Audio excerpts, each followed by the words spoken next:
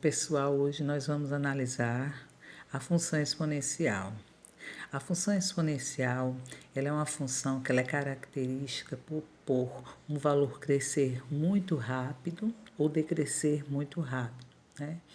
E essa função exponencial, ela é escrita sobre essa forma aqui, ó, y f de x, tanto faz, é igual a elevado a x, né? Nós sabemos que o y, ele depende do valor de quem? De x. Como x está no expoente, ela é exponencial. Vocês estavam acostumados com x vir sempre a x, o x vem como base. Mas nós temos agora um x com expoente, por isso que o nome é exponencial, né? E aí, essa base aqui na exponencial, ela não é como as bases anteriores. O a na função do primeiro grau, do segundo grau, poderia ser qualquer valor exceto zero, né? Mas aqui, na exponencial, ele não pode ser zero, porque ele tem que ser um número maior do que zero, ou seja, só pode ser número positivo, e ela não pode ser o quê? 1. Quer dizer que na função exponencial, a base só pode ser o quê? Base só pode ser positiva e diferente de quem? De 1. Mas aí falar que tem que ser diferente de zero, ou tem que ser maior do que zero, e tem que ser que é positivo e diferente de 1, é fácil, mas o aluno ele tem que interpretar por que ela tem que ser diferente de 1 e ela não pode ser negativa, né? Para justificar, nós vamos analisar primeiro o porquê A não pode ser negativo, né? A base negativa, o expoente, um expoente fracionário, dá problema, pessoal. Por que vai dar problema? Porque não há raiz real. Vamos ver? Eu fiz propositalmente aqui, ó, y igual a menos 4 elevado a x. Aqui é uma função exponencial de base menos 4, né?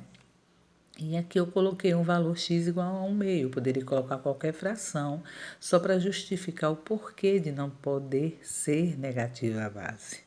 Então, esse aqui foi um exemplo que eu criei, construí para poder vocês interpretarem melhor.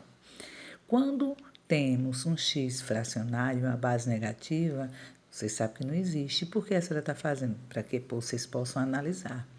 Todas as vezes que a base for negativa, né, com expoente fracionário, ou positivo, independente, nós vamos ter que fazer o quê? Transformar em uma radiciação. E nessa radiciação, o numerador passa a ser índice, ou expoente, desculpa, e o denominador passa a ser índice. Mas para não ficar muito complicado, eu faço EI. EI. Por que EI? Porque é de expoente, tá aqui, ó, expoente. E de índice, índice é o que fica aqui, o 2. Então, ficou raiz quadrada de menos 4, elevado a 1, que é menos 4. Então, ficou raiz quadrada de menos 4. Se nós percebermos, quando o radicando é negativo e o índice é par, não há raiz, não existe em R. Por quê? Porque não existe um número que vezes ele mesmo dê menos 4. Se você multiplicar mais 2 vezes mais 2, dá mais 4. Se você multiplicar menos 2 vezes menos 2, dá mais 4. Então, não há solução em R. Vai haver solução nos números complexos, que é assunto do terceiro ano. Então, aqui eu acho que deu para vocês compreenderem, porque ele diz que o A só pode ser maior do que zero, porque quando ele for negativo, não pode ter expoente fracionário, porque se o expoente fracionário, não vai haver solução. Então, a base ela não pode ser negativa. Agora, vamos tentar entender por que a base ela não pode ser zero, né? Porque ela tem que ser maior do que zero, então ela não pode ser zero. E por que ela não pode ser diferente de 1? Porque maior do que zero entre 1. E por que não pode ser 1? Tem que ter uma explicação. Eu coloquei aqui, ó, o zero elevado a qualquer número, né? A qualquer expoente positivo, vai dar sempre zero. Por exemplo, 0 elevado à quinta potência, 0 vezes 0 vezes 0 vezes 0, 5 vezes, vai dar quanto? Zero. Se fosse 0 elevado à sexta potência, 0 vezes 0 vezes 0 vezes 0, daria zero. Então, a função, né, ficaria uma função constante, porque sempre daria zero. Eu mudaria o valor de x, porém o meu valor de y seria o mesmo.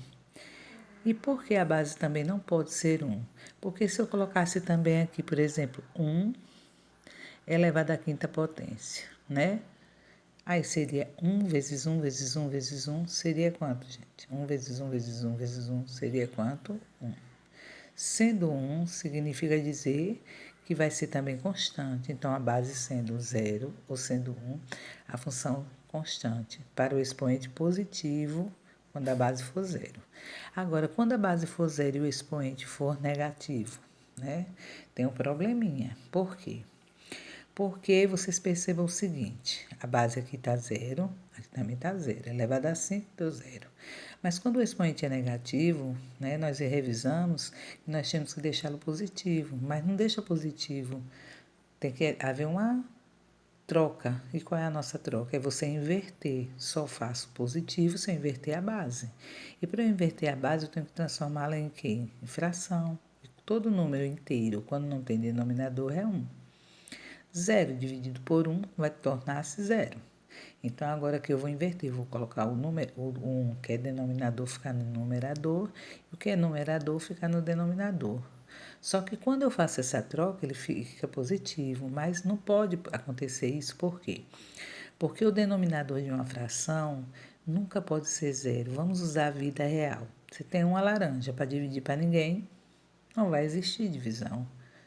Você divide 1 por 0, nunca vai ter 0 vezes um número que dê 1. Porque 0 vezes 1 vai dar 0. 0 vezes 3 vai dar 0. Se você pegar uma aqui e dividir por 0, você pode perceber. Todo número que você colocar aqui, se colocar uma vez 0, vai dar 0, não vai dar 1. Se colocar duas vezes 0, não vai dar 0, vai dar 0, não vai dar 1. Então, não existe um número. Então, o denominador de uma fração, ela nunca pode ser 0. Por isso que o expoente negativo e base 0 não pode existir devido o denominador não ser 0, ok?